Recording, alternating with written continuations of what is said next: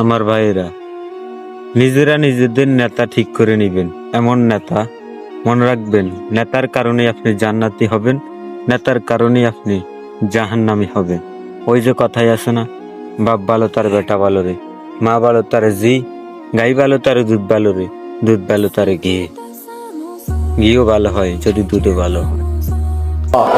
এমন লোকের হাতে এই দেশ তুলে দিও না যারা কোরআন পছন্দ করে না, যারা ইসলামকে ভালোবাসে না, যারা তোমার নবীর সুন্নাত মানে না। এরকম লোকদেরকে আমাদের নেতা বানায়ও না। ও আল্লাহ, আমাদের দেশের মন্ত্রী যত নেতা আছে সবগুলোকে তুমি পরিশুদ্ধ বানায়া দাও। কোন চোর বাটপারের হাতে দেশটাকে দিও না। AC, OC, DC, SP, police, army, BDR সবাইকে কোরআনের হেদায়েত নসিব করে দাও।